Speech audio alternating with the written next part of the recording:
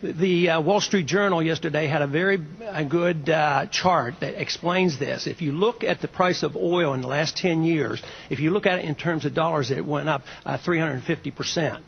If you look at it in euros, it went up about 200%. If you look at it in the price of gold, it stayed flat.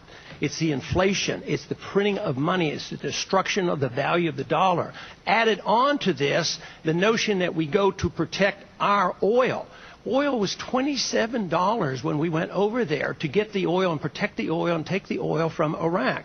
There's less than about half the production now in Iraq right now, and we're threatening Iran, and that pushes prices up. It pushes up the concept of supply and demand. But you can't deal with the price of oil without dealing with the supply and demand of dollars. When you devalue the dollar, and the dollar is going down every day, and the further the dollar goes down, the higher the prices of oil going up. We have to understand that. Senator? New York, the financial heart of America, is home to a growing number of people who think the war was all about money, power, and protecting the wealth and conspicuous consumption of the American lifestyle. In downtown Manhattan, I found one man who thinks he has the answer. In a word, he believes the war was about oil. We are the largest energy consuming nation in the world. Globally, total demand is about 84 million barrels.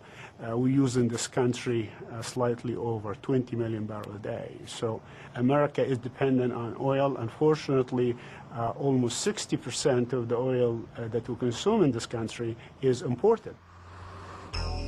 And that's the problem, the American obsession with huge gas-guzzling cars and an almost total disregard for conservation.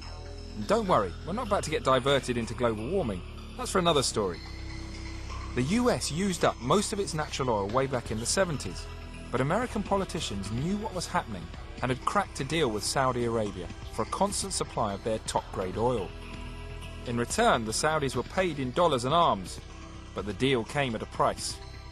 At the time, in the early 70s, oil prices were about $2 per barrel. And by 1981, oil prices, I think, reached about $42 per barrel. But the US was actively seeking further supplies of oil, and its new president, George Bush Sr., started taking more than a passing interest in Iraq. Iraq is a known oil province. There are no surprises there. Iraq has about 100 million barrels of known proved reserve, with the potential of doubling or tripling that. So with America after Iraq's oil for decades, perhaps the conspiracy behind the war has its roots back in the 1980s. If it did, then blaming Iraq for 9/11 became a convenient excuse. Imagine those 19 hijackers with other weapons and other plans, this time armed by Saddam Hussein. Take one vial, one canister, one crate, slipped into this country to bring a day of horror like none we have ever known. The other alarming thing from the fall, beyond hearing what the president was saying, these basically lies. The president and vice president told the American people lies.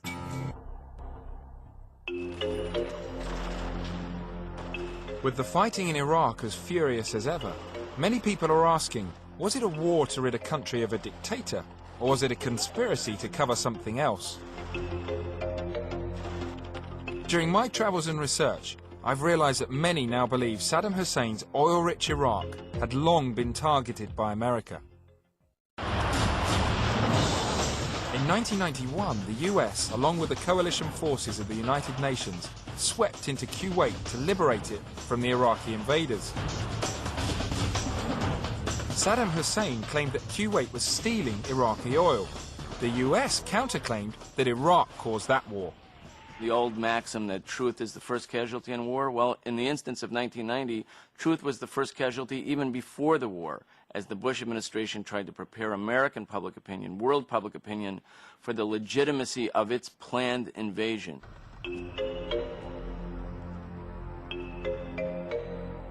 So was America just trying to get hold of Iraq's oil during the first Gulf War?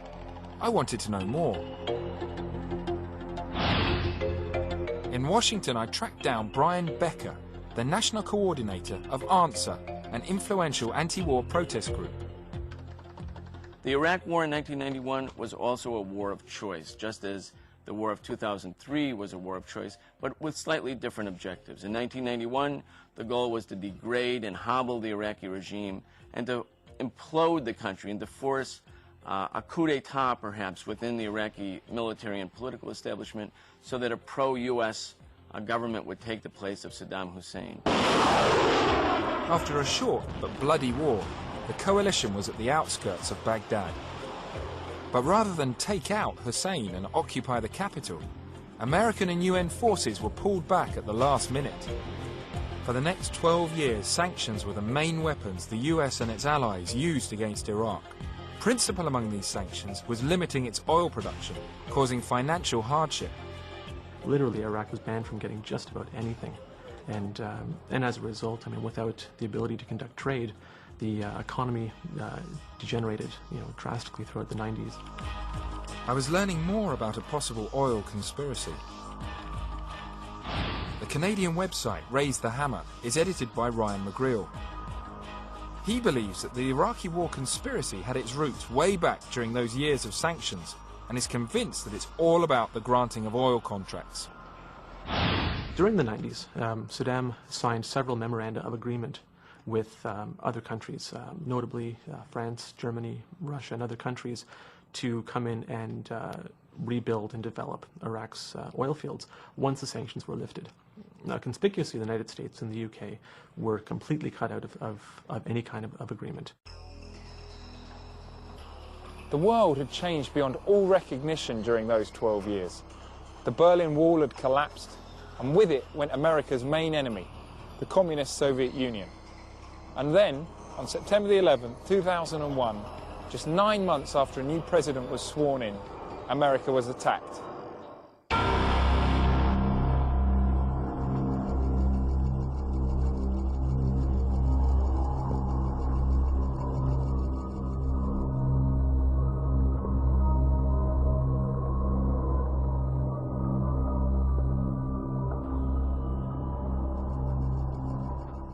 Immediately, George W. Bush declared war on terrorism. Make no mistake, the United States will hunt down and punish those responsible for these cowardly acts. In October 2001, the US invaded Afghanistan in a bid to smash the Taliban and al-Qaeda mastermind Osama bin Laden, who Bush held responsible for the 9/11 attacks. But after months of bitter fighting, bin Laden had still not been captured. So Bush turned his search to an old enemy of his family, Saddam Hussein. The war on terror involves Saddam Hussein because of al-Qaeda connections, because of his history. He's a danger to the American people. And we got to deal with him. We've got to deal with him before it is too late. They thought, when September 11th happened, perfect, great opportunity, a great excuse. If we can tell the American people that this is part of the war on terrorism, that this is somehow linked to al-Qaeda, that Saddam has nuclear weapons, then they felt they could actually manipulate the American people, their grief, their suffering, their anger in such a way to carry out something that they had been planning since 1997. And it was a perfect pretext for them, but it had nothing to do with the reality of September 11th and nothing to do with the reality of their own assertions, all of which have proved to be complete lies.